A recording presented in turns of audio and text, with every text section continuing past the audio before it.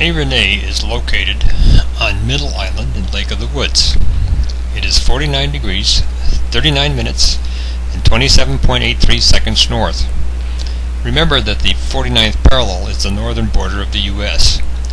Being that far north means that even in the summer one can get some very cool days. And if you are there as we are during May, September, and October, you can even get some freezing nights. This means it's necessary to heat the cabins in some way. In addition to my lovely sister, you can see the fireplace in the Garriman cabin. It burns. The main part of our cabin is 16 by 24 feet. We have a lot of homemade windows that are nowhere near tight, let alone insulated.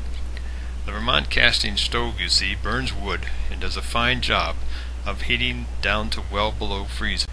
In 1993 we added a 12 by 14 foot dining room to our main cabin. The only opening to this room is a 2-foot wide door. Heat from the Vermont casting stove would eventually find its way into the dining room, but we found that if the temperatures fell into the 30s Fahrenheit, the room was not comfortable.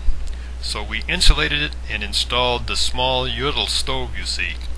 It heats the room very nicely, and it too burns wood. This show is the story of how we go about securing a good supply of wood for our stoves and fireplaces. We live in the bush, so there are all kinds of trees available for us to use for wood.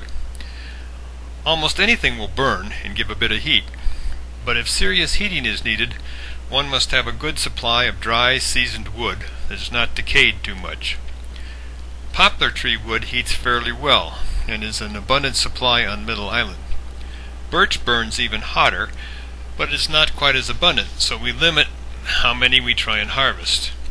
There is white ash and pin oak around, but it takes them so long to mature that we only take dying ones or those felled by beavers.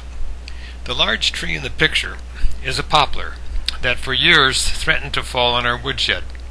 We finally decided that our luck had held too long and it had better come down.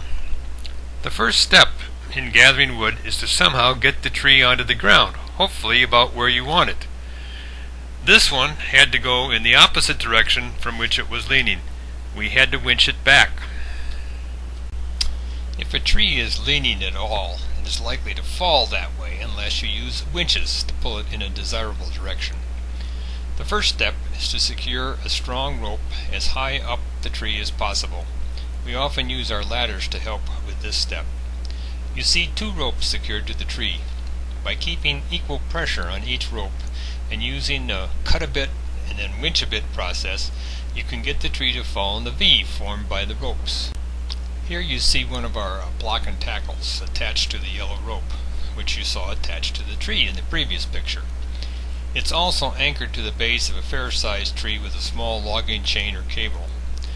There is a locking device that allows one a bit of rest while not losing any gain you have already made. Here is our second block and tackle attached to the second guy rope. Finding 2 strong trees the same distance from the target tree doesn't happen very often, and if the target must be winched a fair distance back from its lean, one sometimes runs out of rope on one of the pullers, and the tree doesn't go exactly where planned. Such was the case with our pictured tree. However, it did fall in a suitable location safely away from our buildings. When felling out in the woods away from buildings, it's not always necessary to rope the trees. However, we often do so to prevent the tree from hanging up in a nearby tree. It's very hard if this happens to wrestle the tree to the ground. When I was a young lad with aspirations to play football, we cut all our firewood with a Swede saw and an axe. Our time at the lake was limited to 2.5 summer months, so heating needs were not as great as they are now. However, Mom did some cooking on a wood-burning cook stove, which together with the fireplace required some wood. Our first chainsaw came after I ran out of eligibility. We bought it off of one of Dad's colleagues, and it was a temperamental heavy old thing. Our current saw is what you see, a Swedish-made Husqvarna purchased from Wally Lindquist. It's light and easy to start, and if you keep the chain sharp, it really cuts. When it matters a lot where the tree falls, as in the case we've been looking at, the process is as follows. A notch is cut on the side of the direction of fall. and uses one of the lines, making sure there is no slack. When the notch is complete, the saw is stopped, so that the puller knows the cutter is about to start the cross cut on the back side of the tree. A partial cut is made, then the saw is stopped so that the slack can be taken up on both lines. This usually pulls the tree part way in the direction of fall. This cut a bit, pull a bit continues until the tree falls. Usually the fall is caused by pulling, and with the cut not quite all the way through to the notch. We brought this tree down, and not exactly where we planned, but well back from the direction it was leaning. Here I am untying the guy ropes. Occasionally there's no good place to fell the tree that must come down. Such was the case with this spruce in the garden right next to the cabin. Using our extension ladder, we delimbed the tree with hand saws as far up as we were comfortable reaching. There is still quite a bit of top left, and still no place to drop. We tied a guy rope to the top for Ann to pull on to keep the tree from falling on me sawing on the ladder. We then tied a single rope, one end above where we would cut the top off, and one end just below. This was to keep the top from crushing things when it came down. You can see the top hanging from the remaining trunk. You then repeat the process with another small chunk of trunk. I used a handsaw for the top, but if you're careful, you can use a light chainsaw. Once the tree is down, you must cut it into pieces small enough to move to the woodshed chopping area. When the tree is not too thick, we have cut it into 4-foot logs for carrying on a shoulder. More often, we chunk it into 16-inch blocks and use a wheelbarrow or sometimes our small boat. Here I am preparing to cut a 4-foot log into 16-inch blocks. When cutting in the woods, of course you should follow normal safety procedures, but there are two main things you should avoid. One, you don't want the weight of the log to bind the saw as you near the end of the cut. Second, you never want the chain to cut into the soil below. Nothing dulls a chain faster than running it into the earth. Each tree presents a slightly different problem when it comes down. Sometimes the bottom portion of the trunk is a few inches off the ground for a fair distance towards the top. Then it's an easy matter to cut off a number of 16-inch blocks.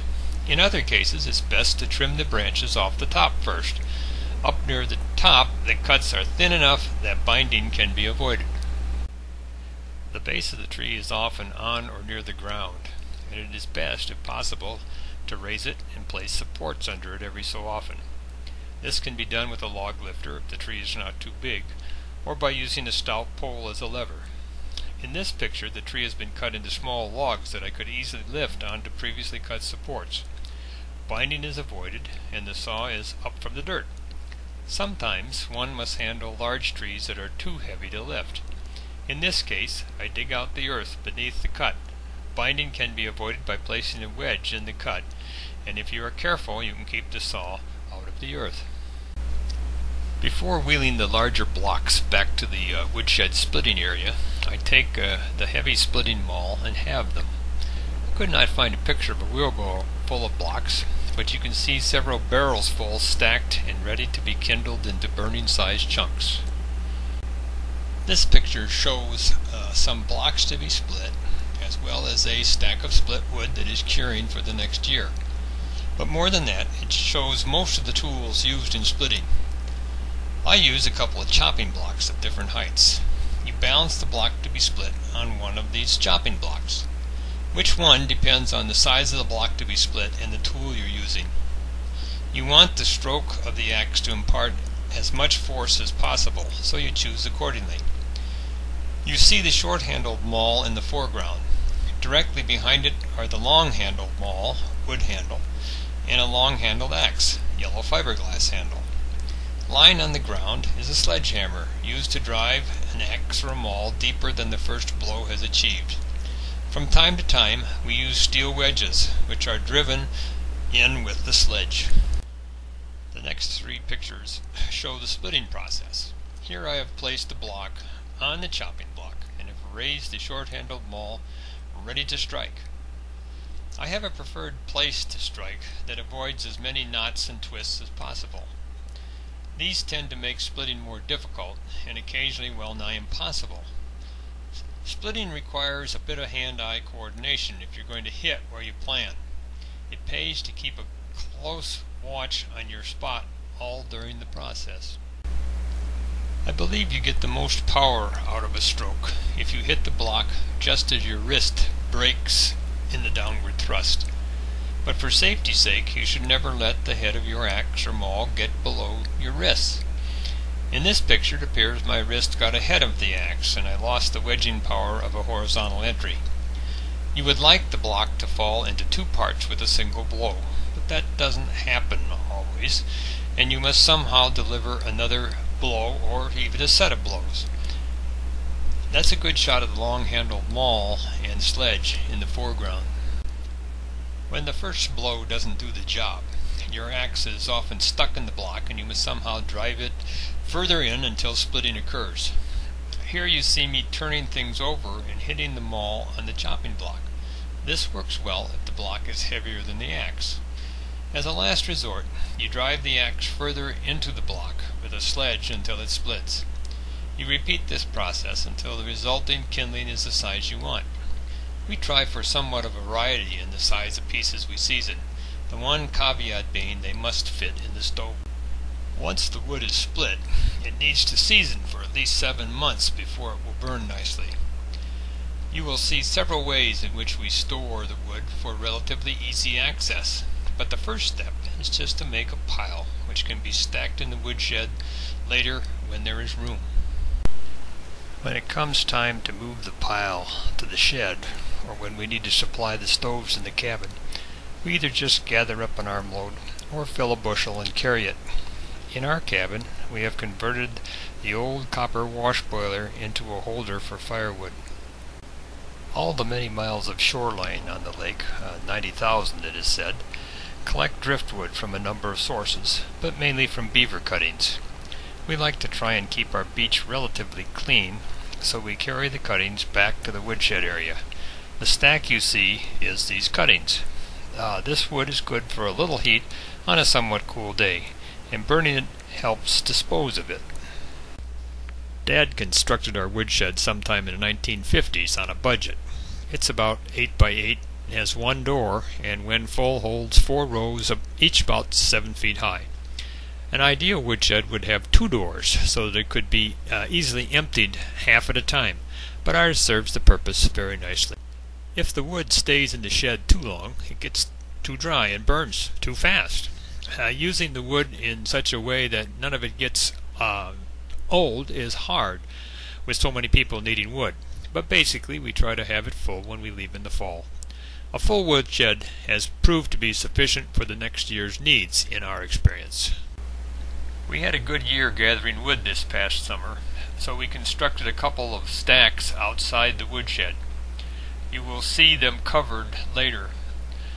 The wood dries a bit better when stacked and lends a more organized look to our wood area. You can see from the leaves on the ground that it is about time to leave Agrene for the season. There's about 2/3 of a cord of wood on the 2 new stacks, all covered for the winter.